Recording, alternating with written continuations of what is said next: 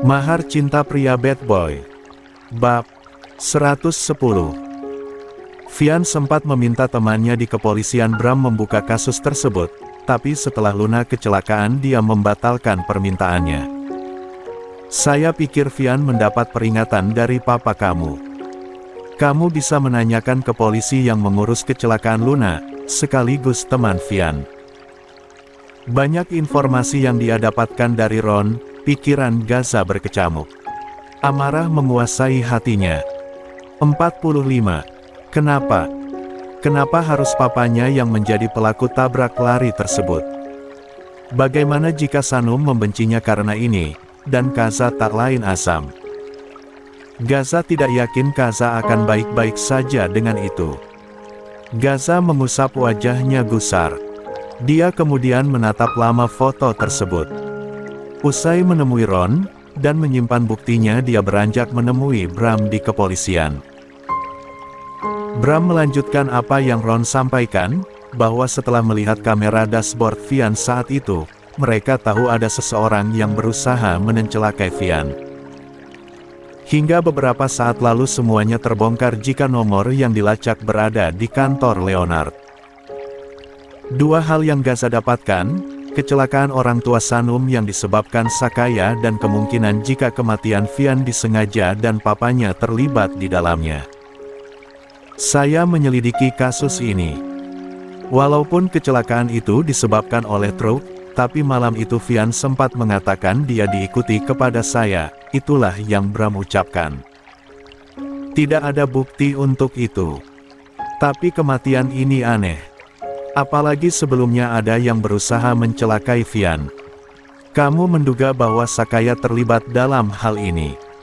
Gaza mematung. Papanya. Jika benar kecelakaan Vian disengaja dan atas suruhan papanya, dia benar-benar tidak tinggal diam. Siapapun yang menyingkirkan orang yang dianggap penting juga harus disingkirkan. Termasuk papanya. Gaza bahkan berniat menyerahkan bukti-bukti tersebut walaupun ada keraguan. Tapi apa yang harus dia katakan pada Sanum? Bagaimana jika Sanum meninggalkannya jika tahu? Bahkan dia tidak akan ragu menyerahkan bukti tersebut jika semua adalah taruhannya. 46. Gaza baru pulang malam hari dan sudah lewat dari jam tidur Sanum. Ia menaruh jaketnya di dekat sofa sebelum duduk di tepi kasur, bersandar pada dipan. Tangannya terulur mengusap lembut rambut panjang Sanum. Gaza kemudian memindahkan kepala Sanum di pangkuannya. Gadisnya tidak terganggu sama sekali. Gaza menarik sedikit kedua sudut bibirnya. Dia usap-usap pipi Sanum, bermain di kelopak mata yang tertutup itu lalu pada hidung mancung istrinya. Saat ini ada banyak hal yang mengganggu pikirannya. Selain tentang Sakaya juga tentang kasusnya. Apa yang harus dia lakukan dengan itu? Gaza tidak terima jika kematian Vian juga disebabkan oleh papanya. Keinginan besar untuk menyingkirkan bukti yang Vian simpan membuat papanya bertindak di luar batas. Ini juga tentang kekhawatiran Gaza jika dia menguak bukti tersebut.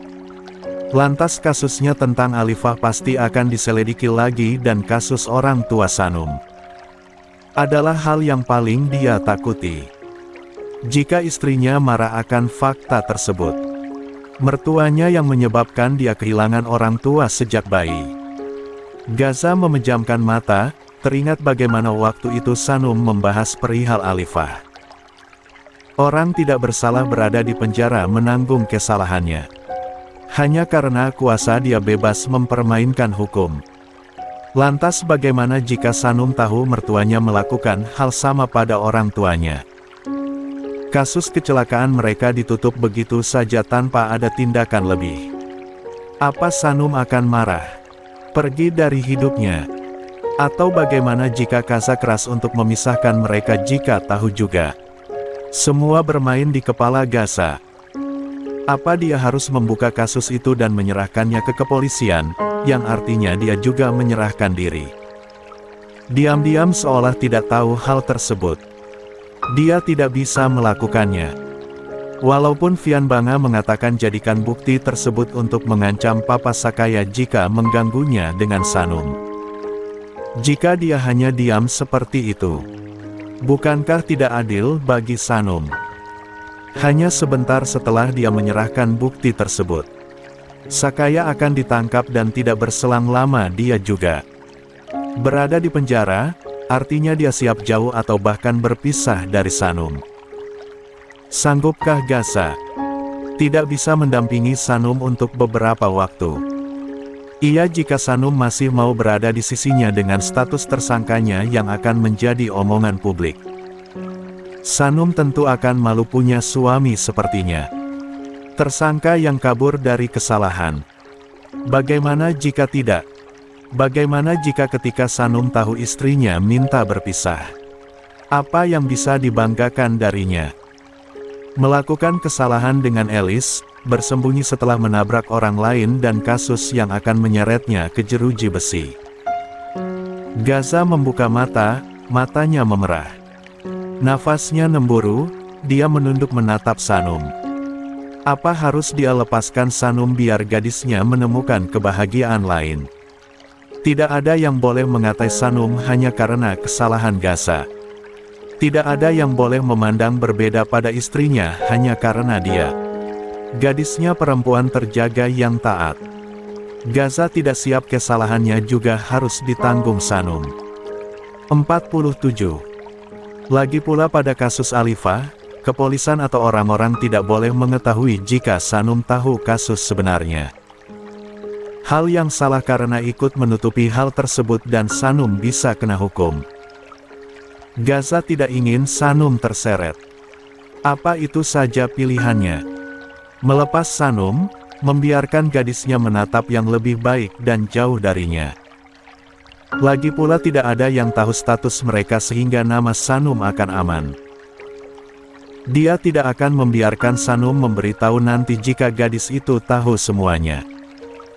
Benar mungkin itu lebih baik.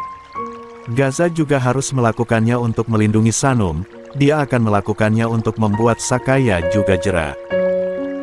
Papanya harus merasakan semua perbuatan yang tidak adil selama ini, kezaliman kepada orang tidak bersalah. Bukankah dari dulu dia ingin mencari celah untuk membuat papanya jatuh? Jadi apa yang dia tunggu? Sekali menjentikkan tangan dia mencapai keinginannya. Namun kenapa? Dia takut. Dia takut Gaza benar-benar takut. Akan kehilangan dan berpisah dengan sosok ternyaman, rumahnya, istrinya. Gadis asing yang dia tarik ke pernikahan dan mengancam hanya karena menyelamatkan diri. Gadis asing yang membuatnya jatuh cinta begitu dalam dan menemukan kembali jalan kepada Tuhannya. Air mata Gaza jatuh. Dia menunduk dan mengecup lama puncak kepala Sanum. Maaf sayang, bisiknya lirih. Akan harapan Sanum untuk umrah bersama, bulan madu, ke villa bersama anak Aksyo. Semua akan kandas. Janji yang mereka ucapkan untuk selalu bersama. Janji untuk tidak menyakiti Sanum. Semua itu akan diingkari. Demi Sanum, demi Sanum. Walaupun dia akan down dan jatuh karena setelah itu tidak punya tempat seperti Sanum, tapi dia harus merelakan bahagianya untuk Sanum. Aku akan menjaga kamu dari jauh sayang. Maaf, bisiknya. Setelah itu Gaza menaruh lagi kepala Sanum di bantal. Dia kecup kening Sanum, air mata, kedua kelopak matanya, pipinya dan bibirnya. Seolah dia tidak akan bisa lagi melakukan itu. Gaza tersenyum pedih. Kala setetes air mata mengenai pipi Sanum. Segera dia hapus. Aku sayang kamu Bai, percayalah sayang aku gak bermaksud menyakiti kamu, tapi maaf, ucapnya dalam hati. Pukul 3:30 pagi. Retina yang tertutup itu terbuka. Sanum menyipit menyesuaikan cahaya yang masuk ke matanya. Dia merenggangkan badan di atas kasur dan bangun dengan bibir tersenyum. Semalam dia mimpi dicium Gaza. Pipi Sanum bersemu. Dia memiringkan tubuhnya hendak melihat Gaza yang selalu di sampingnya, namun senyumnya pudar karena tidak ada tubuh Gaza. Loh. Sanum sontak duduk. Dia memperhatikan sekitar dengan panik. Semalam dia memang tidur lebih duluan karena Gaza belum pulang. Tapi apa Gaza masih belum pulang? Sanum mengibaskan selimutnya dan buru-buru beranjak. Melihat jaket Gaza dekat sofa membuatnya lega. Gaza sudah pulang. Dia beranjak ke walk-in closet atau kamar mandi. Tidak ada Gaza. Mas Chean.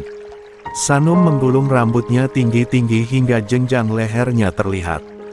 Beberapa anak rambut di dekat pelipisnya berjatuhan. Mas. Panggilnya lagi. 48. Dua alisnya naik. Sanum melangkah keluar kamar, pandangannya langsung tertuju pada Gaza yang terlelap di sofa. Kok Mas Gaza boboknya di luar? Tanyanya terheran. Sanum mendekat dan berjongkok di sisi sofa. Gaza tertidur terlentang dan sedikit miring, memakai selimut dan baju semalam. Tidurnya begitu nyenyak. Sanum mengulum senyum. Ganteng banget suami Sanum, gumamnya. Dia hanya duduk memperhatikan wajah damai Gaza yang terlelap. Sanum menumpu dagunya dengan tangan. Dia tidak tahu apa Gaza urus semalam hingga lama pulang. Setelah melihat sesuatu di brankas Vian, Gaza seperti menutupi sesuatu. Sanum belum berani bertanya, membiarkan dahulu. Apalagi jika berkaitan dengan Vian. Itu juga menjadi kelemahan Gaza saat ini, baru kehilangan sosok laki-laki seperti ayah kandung. Dalam tidurnya Gaza berubah posisi jadi miring, hal itu membuat wajah mereka berhadapan dan dekat. Sanum terkejut, lalu pipinya memerah. Jarinya terulur bermain di wajah Gaza, menyusuri mata, hidung dan bibir. Sanum terkekeh sendiri. Mata Gaza tiba-tiba terbuka. Sanum membulatkan mata dan segera menjauhkan tangannya. Dia memberikan cengiran. Hehe Mas udah bangun. Mata Gaza memerah khas bangun tidur. Tatapannya cowok itu lurus padanya. Maaf ya Sanum ganggu tidur Mas Chean. Sanum tersenyum manis dan mengecup singkat bibir Gaza. Pipinya merona. Mas mau sholat tahajud bareng Sanum gak? Gaza membeku sesaat sebelum refleks menjauhkan diri. Ngapain lo cium gue? Nada Gaza terdengar marah, tatapan tajam. Ekspresinya dingin. Tangannya mengusap kasar bibirnya. Dek. Sanum terkejut. Mas Sanum cu. Ganggu lo. Bentak Gaza. Sanum terkisap. Pandangannya berubah sendu. Sanum minta maaf Mas.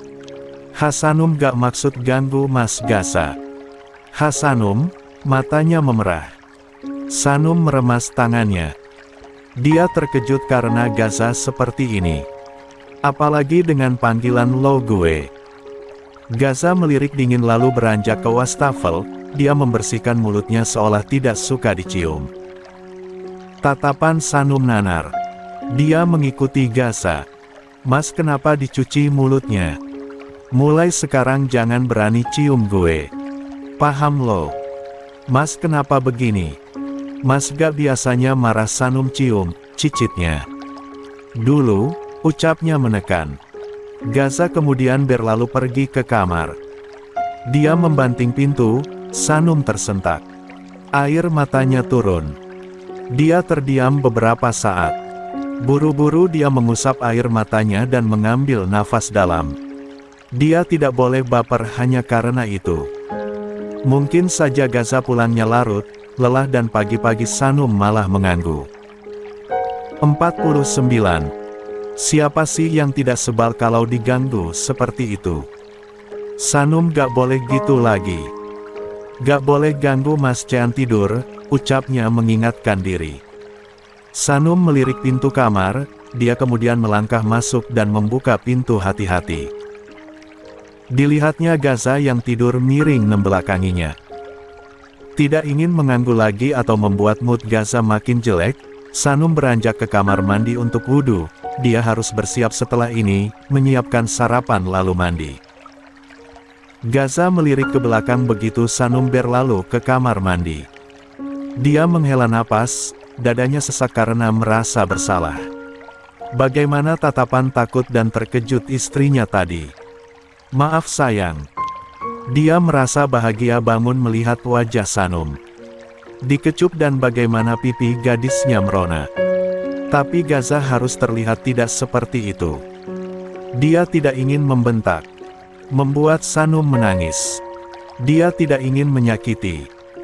Begitu terdengar suara pintu kamar mandi lagi setelahnya Gaza kembali pada posisinya tadi. Membelakangi. Berpura-pura tidur walaupun nyatanya dia tidak bisa lagi terlelap setelah meninggikan suara seperti tadi. Terdengar Sanum yang membuka lemari. Sepertinya mengambil mukena, lalu aktivitas di belakangnya. Gaza menunggu hingga Sanum selesai sholat baru mengubah posisi dan memperhatikan. Dia lakukan itu begitu lama. Hingga jika Sanum sudah mau salam dia kembali pura-pura tertidur. Sanum melaksanakan 4 rakaat sholat, lalu berzikir dan doa sebelum kemudian melipat mukena kembali. Gaza bisa merasakan kala Sanum mendekat ke kasur. Hanya berdiri.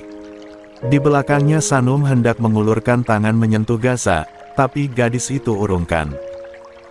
Sanum mengulum senyum.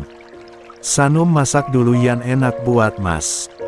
Mas tidurnya yang nyenyak ya, ujar Sanum pelan. Dia menaikkan selimut menutupi hingga ke dagu Gaza. Setelahnya dia beranjak keluar. Pintu terdengar ditutup. Gaza membuka mata dan mengubah posisinya jadi duduk. Pandangannya menunduk pada selimut. Dia sudah membentak Sanum tapi kenapa masih memperlakukannya dengan baik. Setelah beres bikin sarapan dan menyajikan di meja makan, Sanum segera beranjak untuk sholat sebelum mandi.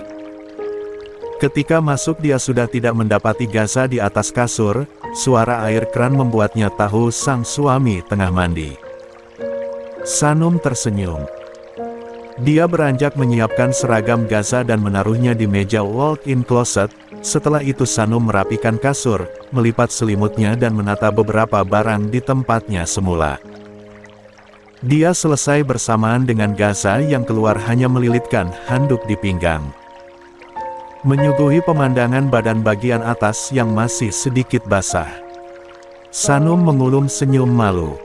Mas Sanum udah siapkan bajunya. Gaza tidak menggubris. Dia bahkan tidak melirik dan melewati Sanum begitu saja. Mengambil baju dan menganti. 50. Sanum mengatupkan bibirnya. Apa mungkin Gaza masih kesal ya padanya karena tadi. Dia juga lekas masuk ke kamar mandi, sholat dulu baru mandi. Begitu kembali, Gaza sudah memakai seragamnya lengkap, rambutnya masih basah. Cowok itu duduk di tepi kasur dengan satu tangan bermain ponsel lain sibuk mengeringkan rambut dengan handuk. Mas sini Sanum keringkan rambutnya. Ujarnya menawarkan bantuan. Sanum sudah siap berdiri di depan Gaza. Gaza tidak menggubris. Matanya fokus ke ponsel, Sanum meraih handuk yang Gaza pegang tapi dia malah mendapat tatapan tajam. Glek. Kalau gue gak jawab berarti gak. Lo bisa paham gak? Dia menepis tangan Sanum. Sanum tercekat. Iya mas. Maaf, jawabannya takut. Sanum gak suka mas marah pakai lo gue. Aku kamu aja ya. Rasanya tidak nyaman, terdengar asing dan jauh. Mas bisa panggil Sanum Bay aja. Sanum suka itu.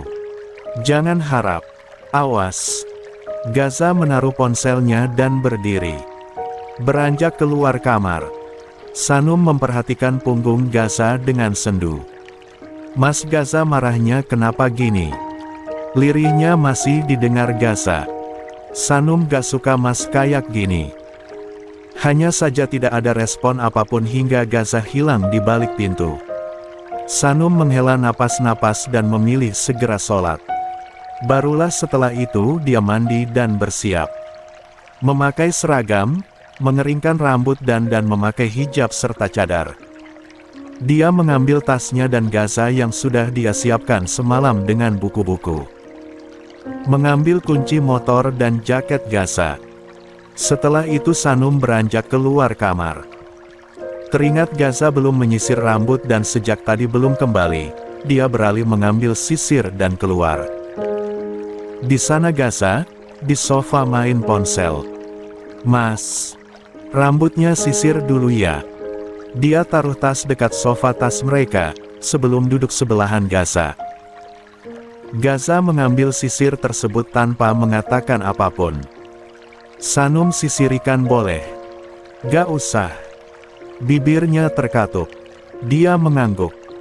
Dia perhatikan Gaza sedekat ini menyisir rambut lalu mengacak-acak dengan jarinya. Entah apa gunanya disisir. Bibirnya melengkungkan senyuman. Mas ganteng banget deh. Gaza tidak menanggapi. Dia malah berpindah duduk sehingga jauh dari Sanum. Tentu saja Sanum merasa sesak dengan itu. Mas gak mau ya duduk dekat Sanum. Kalau lo paham harusnya sadar. Sanum minta maaf mas. Gaza diam. Maaf Sanum ganggu boboknya Mas Chean. Sanum juga minta maaf udah cium Mas Chean. Tapi jangan marah seperti ini. Jangan bentak Sanum ya. Sanum gak suka dibentak Mas Chean, lirihnya. 51. Gaza tercekat. Dia menggepalkan tangannya. Tatapan Sanum dan suaranya yang penuh permohonan itu membuatnya teramat bersalah. Ingin dia mendekat dan memeluk Sanum. Sanum salah paham karena Gaza menggepalkan tangannya. Sanum janji akan koreksi diri. Gak lagi ganggu Mas Chean, tapi maafin Sanum mas. Dia hendak mendekat duduk pada Gaza. Tapi cowok itu berdiri dan meraih jaketnya. Memakainya. Tatapan Sanum kecewa. Mas udah mau pergi. Hening. Mas Gaza sarapan dulu ya.